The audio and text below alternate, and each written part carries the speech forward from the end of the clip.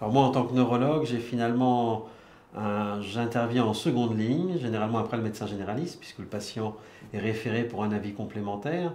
Et on a un rôle qui est relativement simple. Le premier, c'est bien sûr d'identifier la douleur neuropathique, de la confirmer. Un deuxième élément qui est important, c'est de savoir dans quel cadre elle s'intègre, parce que c'est une douleur neuropathique finalement sans maladie neurologique du système nerveux central ou du système nerveux périphérique, ou est-ce qu'il y a un bilan neurologique à faire. Et puis finalement, peut-être le troisième élément, et qui est ce que l'on fait en neurologie, c'est d'instaurer ou d'ajuster un traitement. Et c'est seulement lorsque on sera mis un peu en difficulté, qu'il y a finalement un échec de cette première, deuxième ligne, qu'on en réfère et qu'on envoie un message à nos collègues du centre de la douleur. On va venir en aval des collègues de première ligne comme les médecins généralistes, les kinésithérapeutes, et de seconde ligne comme les neurologues, pour prendre en charge les patients qui ont des douleurs neuropathiques rebelles, en principe au traitement bien conduit, initié particulièrement ou confirmé par le médecin neurologue. Et l'idée dans les centres de la douleur, ça sera de proposer une approche pluridisciplinaire, en étant bien d'accord sur le fait que la partie diagnostique et la partie de traitement de première intention a bien été mise en place par nos collègues. C'est réglé en amont. Voilà.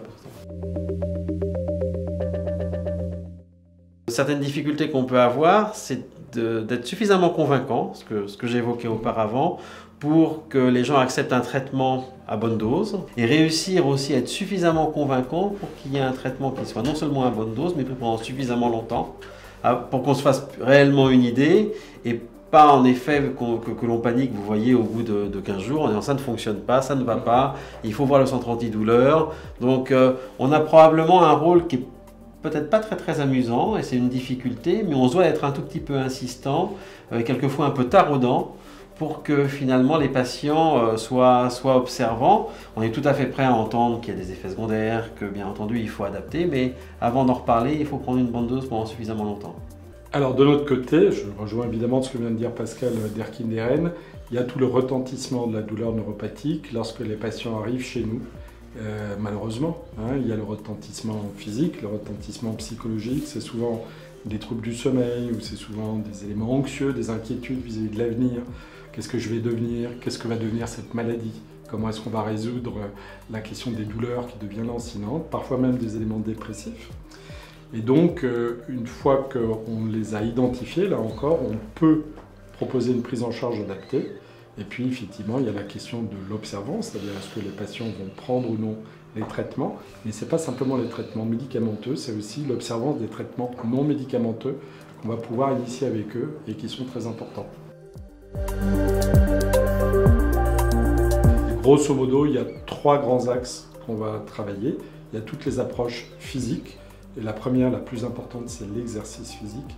Un patient douloureux chronique qui bouge va mieux qu'un patient qui ne bouge pas. Et une des conséquences majeures de la douleur chronique, c'est la limitation du mouvement.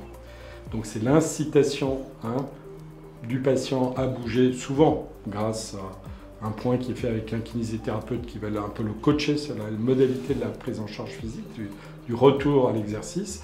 Il y a des techniques aussi de neuromodulation, c'est des appareils comme les électrostimulations transcutanées en particulier, dont le patient va pouvoir apprendre l'usage, le bon usage et le faire lui-même. Ça, c'est un aspect très important de la prise en charge, que le patient apprenne à reconnaître et gérer sa douleur et qu'il puisse mettre en œuvre lui-même des thérapeutiques, et tout ne repose pas sur le médicament. Les autres approches très utilisées dans ces douleurs neuropathiques particulièrement, c'est tout ce qu'on appelle les approches psychocorporelles, qui vont de la relaxation, très simple, respiration profonde, gestion du stress, ça peut être aussi l'hypnose, la méditation en pleine conscience, tout ce qui va permettre au patient de se décentrer de sa douleur et de moins être pris dans l'étau de la douleur et dans son retentissement est très important. Et peut y avoir un échange. D'ailleurs, on a certains patients pour lesquels, au bout d'un moment, vous avez fait une prise en charge, il reste la question d'une pathologie sous-jacente neurologique. Donc en fait, le dialogue doit rester ouvert. Ce n'est pas parce qu'il est passé de l'étape 1, 2, 3 qu'il reste bloqué en 3. Il y a des pathologies qui sont très complexes, que Julien connaît très bien, et pour lesquelles, parfois, nous, on a vraiment le sentiment qu'on a fait, entre guillemets, ce qu'on devait faire, mais avec un point d'interrogation. Il y a votre expertise, mais après, c'est vrai que vous n'hésitez pas à nous les réadresser s'il y a le moindre doute, parce qu'on a dit on ne sait pas, on pense que, et avec des examens complémentaires, en fait, finalement, il y a ce côté dialogue ou éventuellement échange qui doit rester actif et dynamique, quoi, en tout cas, oui.